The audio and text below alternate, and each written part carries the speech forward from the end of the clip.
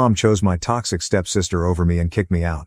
Now, I got engaged, and my fiancé's company dropped her husband. She blames me. I, 26F, have been engaged to my fiancé, whom we'll call Jeff, 26M, for approximately 2 months. I met him 4 years ago on a dating app, and we've been inseparable since. Jeff and I are soulmates.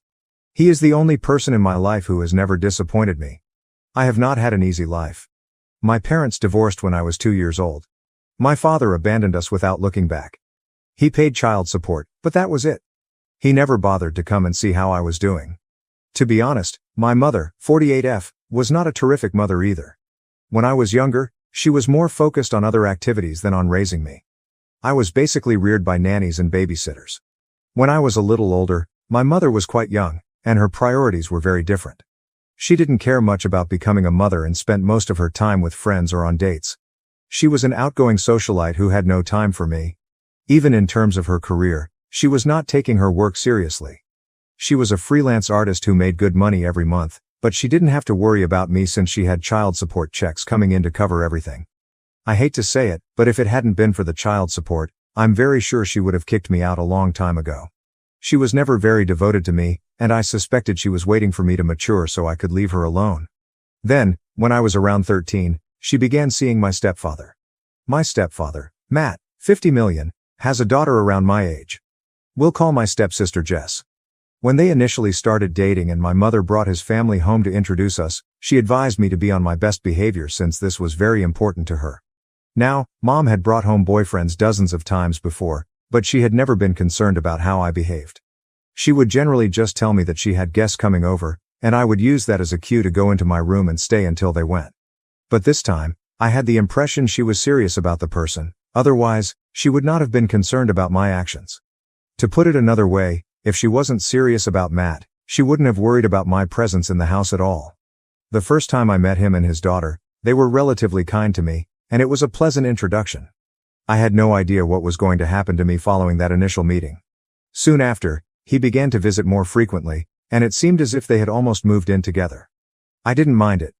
It wasn't bothering me in any way, so I had no need to worry about them as long as they allowed me to go on with my life.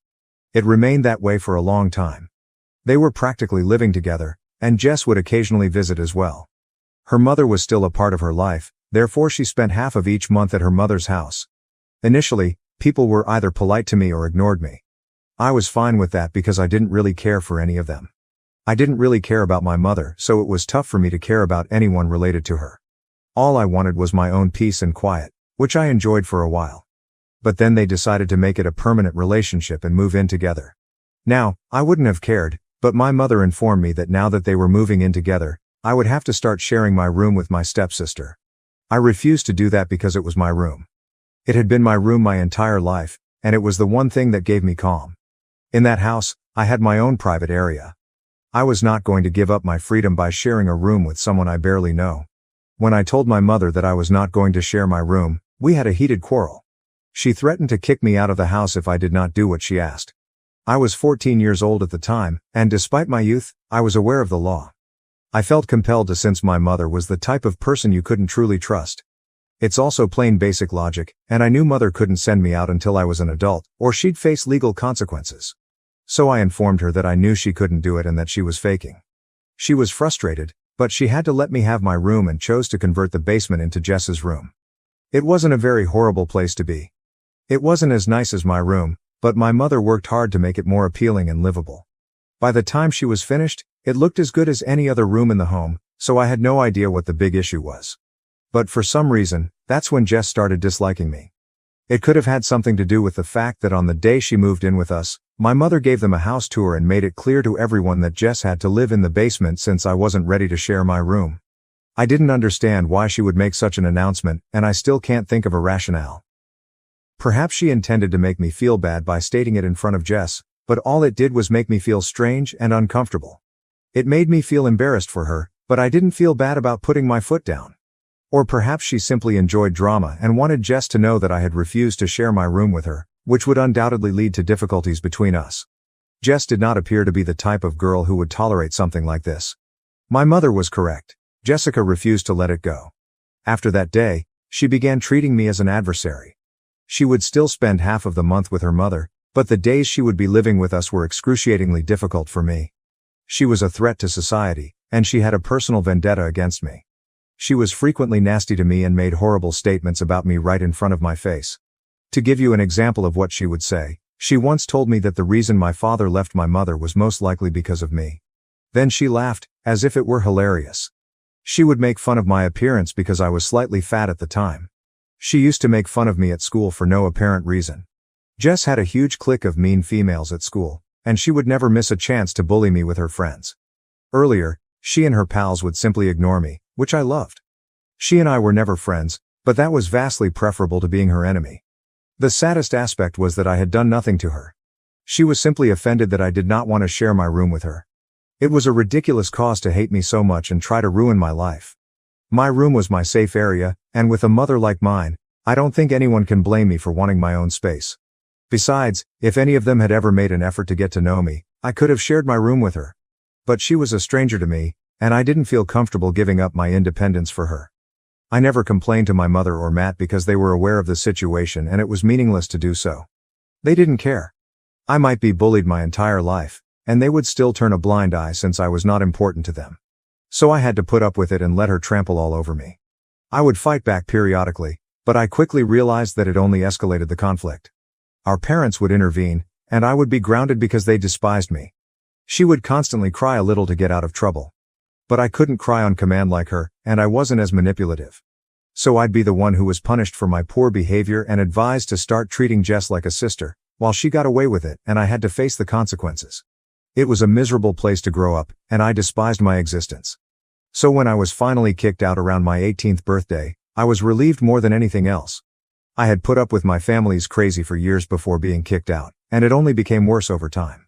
Jess continued to be a nightmare to deal with, and our parents continued to back her without questioning the legitimacy of her actions. In 4 years, she had managed to turn our whole high school year against me, and I had just a few friends who would even talk to me.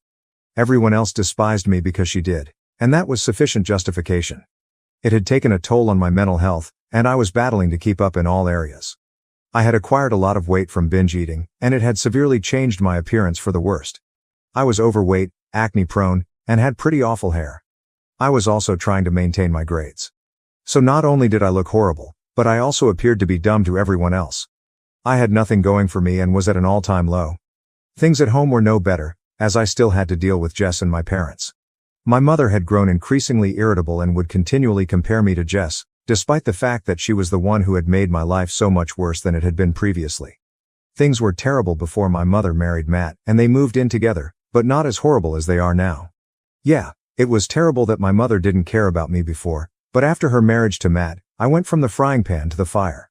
She progressed from not caring to intentionally making me feel horrible about myself, and it felt as if I was also living with mean females at home. It was very clear to me that Jess was the daughter my mother had hoped for. Instead, life had dealt her the wrong hand, and she was stuck with me. I know they both wanted nothing more than for me to leave, and to be honest, I did too. My mother and Jess despised me, but Matt didn't care. I have no relatives to speak of other than my mother because my grandparents did not communicate with us. I had never known my father, and I knew nothing about my other grandparents. I actually had nowhere to go, and I felt awkward approaching my friends for assistance. So I had to fight it out and stay with my mother to ensure that I had a roof over my head and food to eat every day until I reached 18. But then, a few weeks before my birthday, an incident occurred, and I was expelled out the same day. It was a weekend, yet I remember it like it was yesterday since it was one of the most terrible and stressful days of my life. We had both recently graduated, and she had begun hanging out with a bigger circle of folks. She had a buddy whose brother was in his senior year of college, and she was dating her brother. So she and her friend would hang out with his pals, who were all older than us. I understood exactly what they were up to, but I didn't think it was worth bringing it up with my parents because, with my luck, it would only backfire. So I never told anyone that she'd started drinking. And, while I couldn't prove it, I knew she was smoking pot and whatnot. I was never interested in any of it because, first and foremost, I never had friends who were cool enough to have access to drink, cigarettes, or drugs. Second, I was already suffering with my weight and academics. I didn't need to add drink or drugs to the mix, I already had plenty on my plate. But that day, I believe I left my room unlocked before going for a shower. The next thing I knew I heard a banging on the bathroom door, and my mother was yelling at me, insisting that I come out right once. I had to rush and put on my clothes so I could see what she was talking about. When I got out of the shower, my mother, Matt, and Jess were waiting in my room, all with serious expressions on their faces. My mother took out a bunch of empty beer bottles from beneath my bed, and even more incriminating, there was a giant plastic baggie containing, I'm not sure how many grams of weed. My parents were unaware that it did not belong to me or Jess. I believe she had planted it in my room when I was not there and then informed my mother. They began flipping out and yelling at me about what a terrible person I was. She didn't just yell at me about the drink and drugs, she also started venting about how I was a complete disgrace to them. She protested that I ate all the food. She stated I was a waste. She was convinced that I would never do anything worthwhile in the future and would simply continue to live with them and spend their money. I attempted to explain multiple times that none of it belonged to me and that I had no idea how it ended up in my room, but she didn't believe me. She lost it when I suggested that Jess might have planted it in my room to get me in trouble. She began yelling at me about how I was always jealous of her and that I would never be as good as her at anything, which was why I was attempting to shift the blame. I was crying uncontrollably by that point, but she didn't seem to care and proceeded to rant at me. After some while, she stopped shouting at me and told me I needed to leave.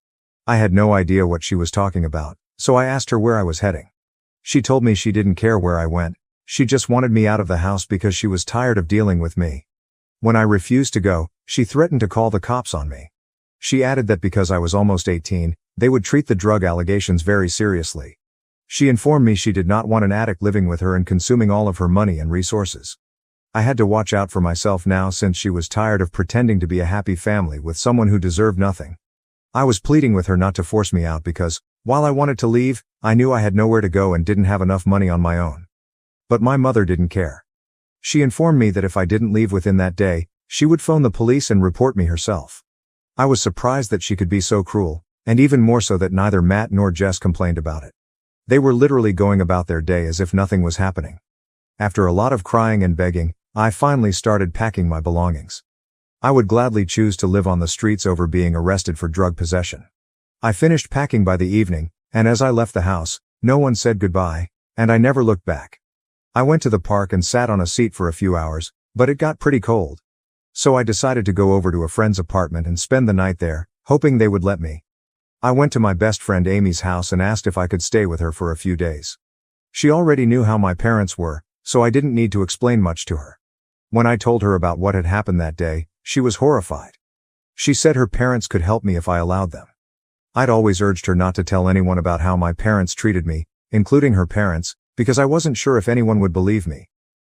I guess I felt awkward revealing these sensitive information about my life with others.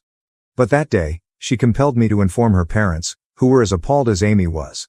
They called my mother and attempted to speak with her, but it didn't help, and she was quite unpleasant to them. So they recognized that talking to her would not make things any better. Then they did something for which I am grateful beyond words. They promised me I could stay with them for as long as I needed to and that they would assist me. They were wealthy, so money was not an issue, and Amy adored me, so she was willing to share a room with me. I spent the following few years living with them and attending community college, which was the only place I could get accepted due to my poor grades. I began working and accumulating money to buy my own place, but Amy's parents made sure I never felt pressured to leave their home and made me as comfortable as they could. Then, roughly 3 years ago, I finally acquired enough money to move out. I was proud of myself, and I was also grateful to Amy and her parents. I honestly could not have done it without them. Even on the day I moved out, they were the ones who helped me settle into my new home and informed me that I was welcome to return whenever I wanted to visit or even live with them. That was the turning point in my life. By then, I'd shed a lot of weight and my health had improved significantly. I felt and looked better. I was also generating enough money to support myself and had put in enough effort to improve myself.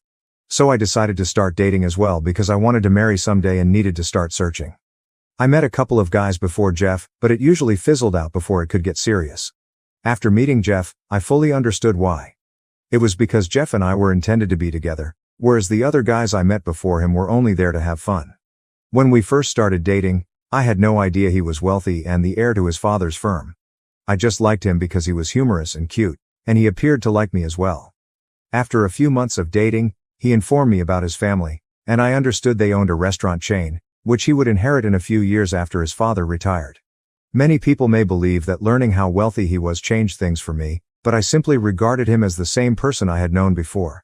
That information made no difference to me. I still loved him as much as I did before. We moved in together after approximately a year of dating, and he had introduced me to his family a few months earlier. Everyone in his family liked me, and we got along great. Everything was absolutely perfect. So, when he recently asked if I wanted to marry him, I knew the answer right away. We've been engaged for 2 months now, and things are going great. But then, around 2 weeks ago, I got an email from Jess. We haven't spoken in almost 8 years, and I haven't heard from my family since I was kicked out. I had no idea why she would contact me now, especially to make amends. I believe enough time has passed, and neither of us cares enough to try to mend the problem anymore. So when I received that email and understood she was reaching out to me to apologize for all that had happened in the past and admit that she had been a complete nightmare, I was perplexed. She admitted to placing stuff in my room to get me tossed out since she disliked me for no reason. I had no understanding why she was revealing all of that so many years later, and I sensed something was wrong with the situation. The timing was further suspect because I had recently gotten engaged, and I knew she must have known about it. I had mentioned it on social media, and we attended the same high school, so someone must have told her about it. Everything felt odd, so I started to investigate.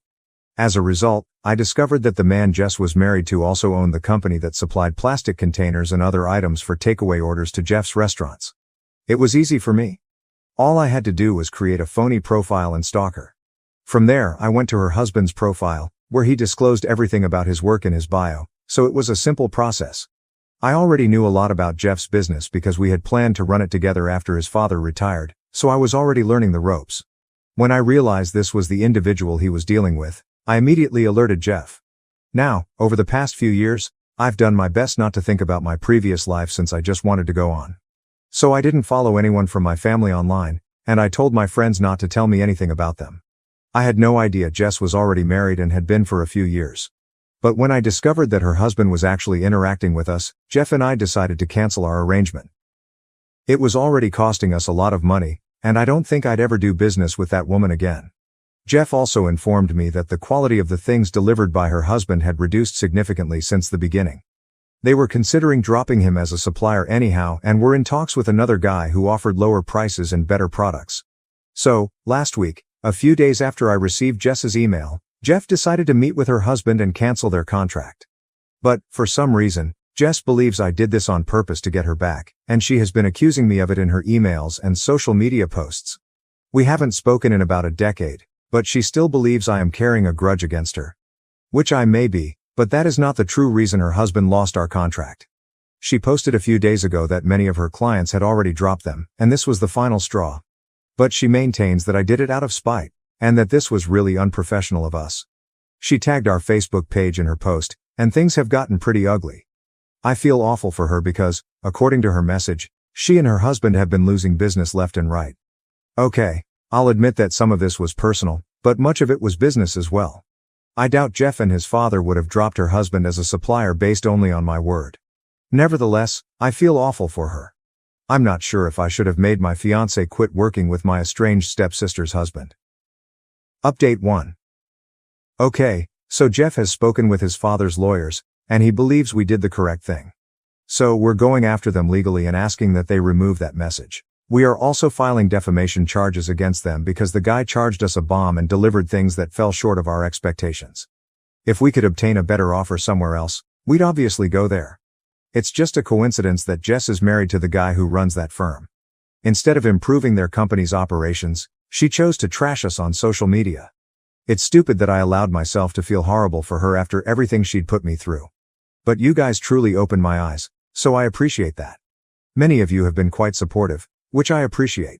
Thank you so much for your comments. Update 2. So Jeff and his father filed a slander claim against Jess and her husband a few days ago. We'll meet with a court-appointed mediator in a week, maybe. But in the meantime, my mother has taken it upon herself to protect her poor little stepdaughter yet again. It is so silly. I feel like I am back in high school. But, happily, I'm not back in high school, so I can simply disregard what they say. Unlike then, I don't need to be in my mother's books to get a roof over my head. So she may cry all she wants about it, but nothing will change. She has been attempting to contact me for the past few days, ever since Jess was served, but I have simply blocked her and gone on with my life. I don't need that type of negativity around me. I am engaged. I'm going to marry the guy of my dreams, and I don't need her or her insane stepdaughter back in my life. Update 3. Hey, so let me quickly fill you in.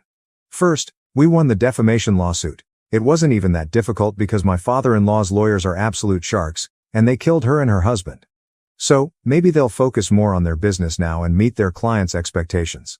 They had to pay for what they stated, and we were able to strike an agreement. So that's over, and we can finally devote all of our attention to preparing our wedding.